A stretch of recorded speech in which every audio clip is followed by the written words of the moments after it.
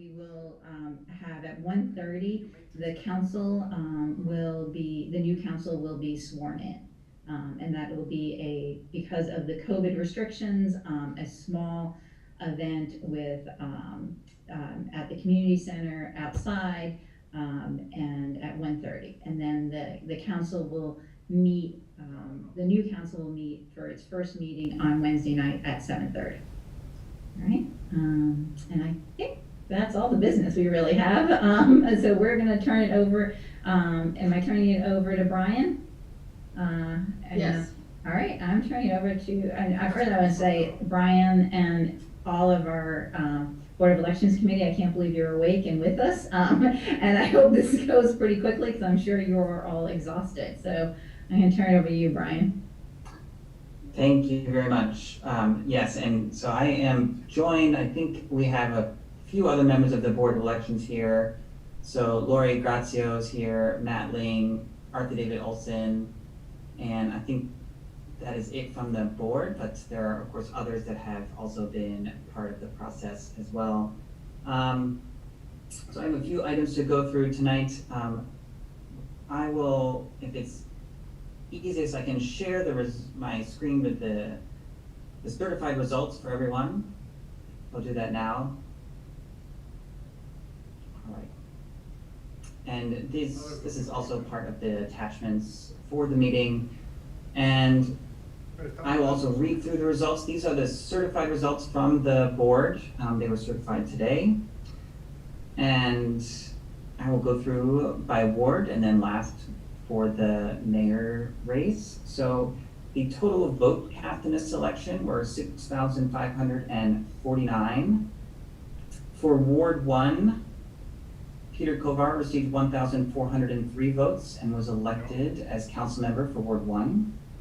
For Ward 2, Cindy Dabala received 1,241 votes and was elected for Ward 2. For Ward 3, Casey Costa received 1,030 votes and was elected for Ward 3. For Ward 4, Terry Siemens received 608 votes and was elected for Ward 4, was elected for Ward 4.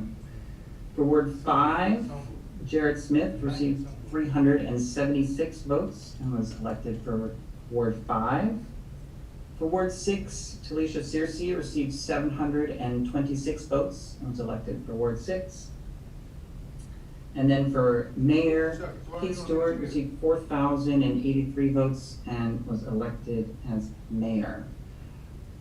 In addition, we added an addendum to the certified results that includes the breakdown of the votes for the mayor's race by ward. That is a separate attachment. And I won't go through that ward by ward, but you can look at it and let me know if you have questions on the ward breakdown for the mayor's race. So in addition, I would like to note, so on the turnout numbers, we don't have an exact percentage for the turnout tonight, just because there's a few ballots that might still need to be added, as somebody who might have submitted a mail-in envelope, but for one reason or another was unable to be counted because there was an error. We want to make sure all of those are included in the total turnout number. So we're just looking at those last couple to make sure that they're included. But overall, if you are to look at the previous elections in the city, so I'll go back for the last two elections. In 2017, we had 2,581 votes cast, and then in 2015, 2,552. So the change to 6,549 is a marked increase, you could say, from the previous elections, more than double our previous turnouts.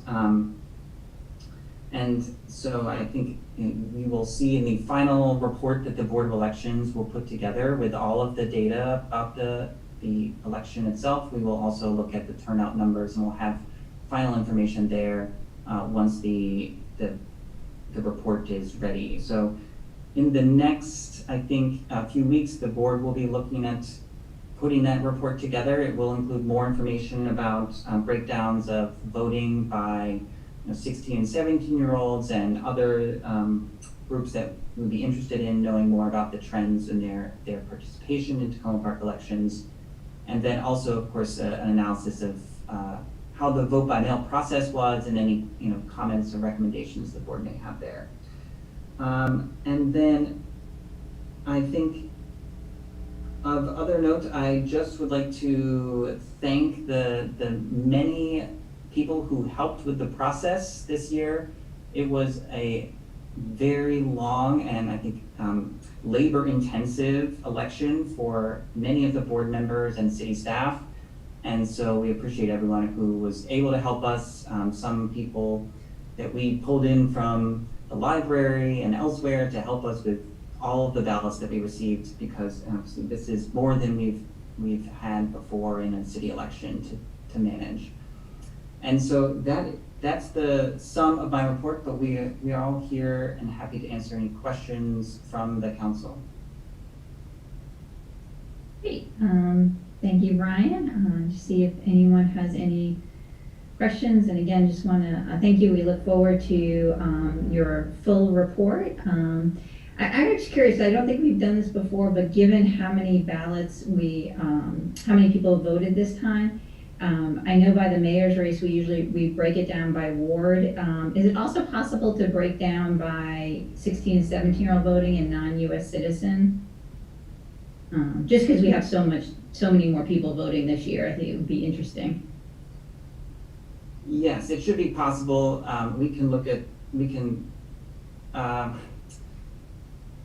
Do you mean to break it down per contest? So for each ward and for the mayor's race, or just overall how many people from those groups participate in the election?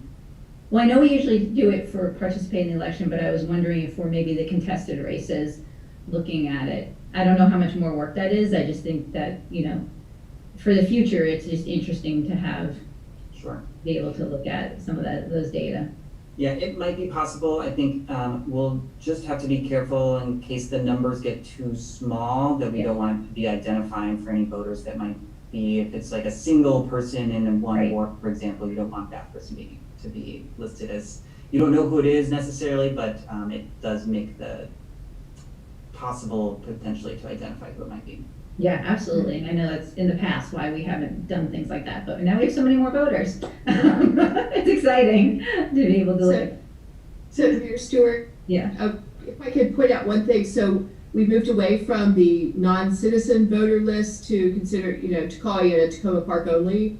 Okay. So just to keep that in mind, we're trying to get away from the identifying who might be on that list necessarily. It's people who are not choosing or not able to register for the Maryland, through the Maryland process. Great.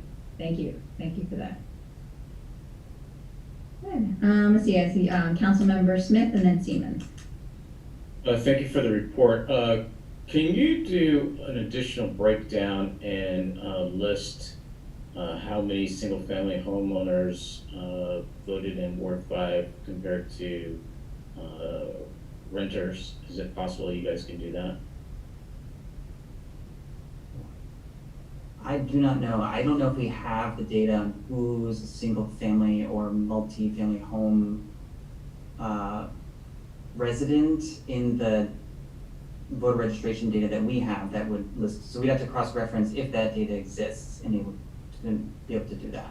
Okay, well, I'll just put a request in for it. The other question I have is, I submitted an email to the Board of Elections during the election and I never received a response.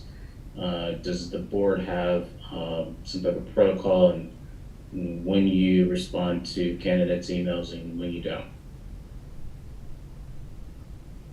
No specific protocols. We were responding to emails as best as we could throughout the election. We received a lot of messages. Apologies if we didn't get back to you on a specific request that you had.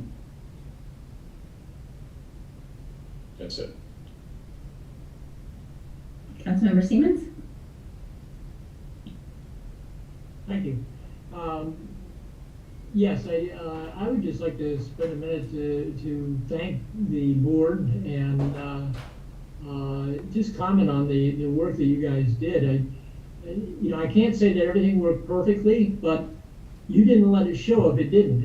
It looked like it worked perfectly from my perspective. And I know that there was a multitude of work to do, multiplier of work as compared to previous elections. And I really just want to let you know how much I appreciate all of that energy and time that you guys put into it. And I realize that it took a whole lot longer this year, but it's understandable because we had a whole lot better process, or bigger process, and a whole lot more people voting.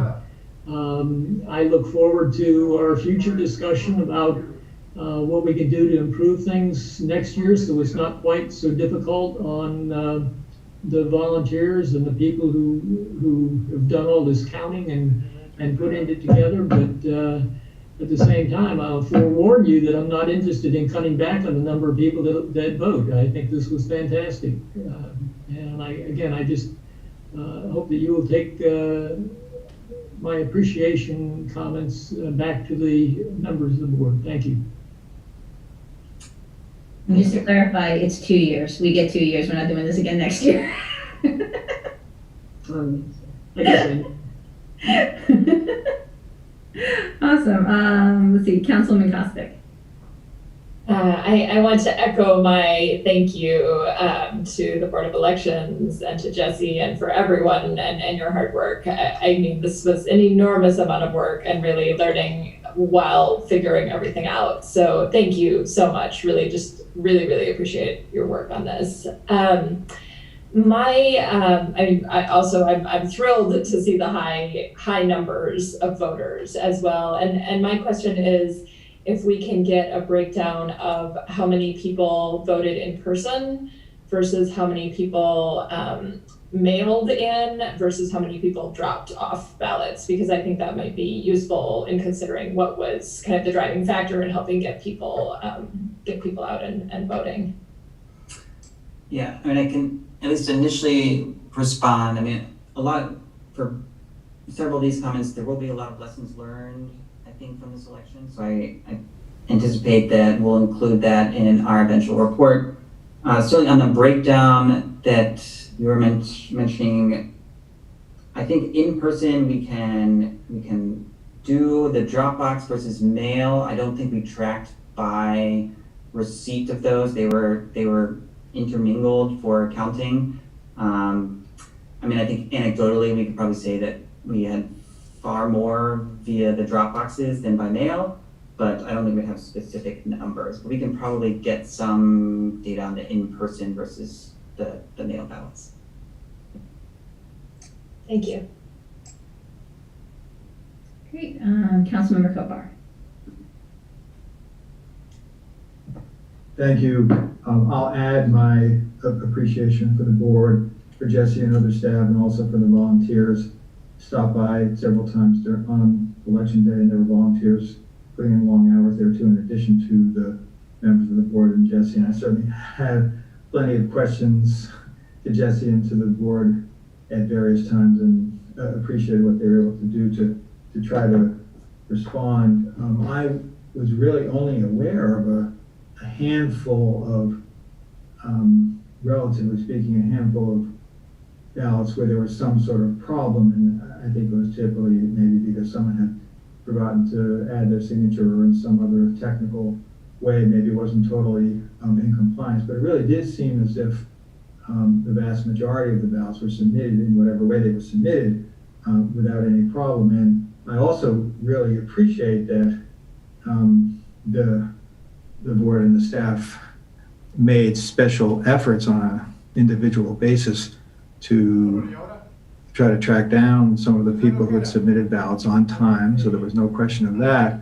But where there was a minor deficiency or problem, they really sought to try to ensure that everybody's ballot would get counted. And so, there may be some things about that process and about the way the envelope and the paperwork and so on was range that we'll want to talk about in the future. And I think actually we'll want to talk about, assuming we get into a post-COVID era and we have the option of maintaining the mail-in system exclusively, going back to the in-person voting or some hybrid or combination. I think that'll be a really great discussion. And certainly once the board's report comes out after that, at some point, it would be great to have another debrief session where we could just hear a little bit more from them, as I think at least one of my colleagues already said what worked well and what didn't. So I look forward to that and to talking at the appropriate point about how we do the next one in 2 years, but much appreciation for all the work. And it's really great to see such a huge increase in the turnout. I think we all hoped that that would be the result when we synchronized our elections with the others. I don't think we quite had the perfect test of that this time around, because with the mail-in ballots, it was still necessary to have two separate votes as opposed to being able to do the whole thing at one location, which it would have been with the in-person. But I still think the increase in the voter participation was really impressive and a great thing to see. And so appreciate that as well. And thanks to everybody in the community who voted. Great. Councilman DeBala. Yes, I just want to say also, thank you so much for a smoothly run election. Let's count the ways in which this was hard. It was a mail-in election. It was synced with the general election for the first time. And oh yeah, there was COVID. And it was fabulous. It was smooth. Many more people voted. I heard nothing but good news or good reviews, and I really appreciate the months and months of work that led up to this. So thank you, Board of Elections. Thank you, volunteers, and special shout out to the interns. That's it. Thank you. Great. Those are all the hands I see up. I don't know if there's anyone else from the Board of Elections that would like to just mention something at this point. I know we'll have you back again when you have your full report. So don't feel like you need to, because I know you're all probably really tired. So no. All right. Not seeing any, but I just again want to extend a huge thank you to our Board of Elections, to our city clerk, to all the volunteers and everybody who worked on the elections. I know that there are probably so many lessons learned, and I look forward to getting your report, talking about it, and seeing how we can improve our elections in the future. So this was a lot again, and we just really appreciate how well run this was for our whole city. So thank you, everyone. And that is all we had this evening, was to get the certified results of the election. Again, the City Council will be meeting by Zoom virtually, this City Council, for one last time on Monday at 12:30. The new City Council will be sworn in at 1:30. That'll be an in-person small event and then the new City Council will meet for the first time on Wednesday. And so thank you all again. And I think we're done for the evening. So thank you. Have a good night.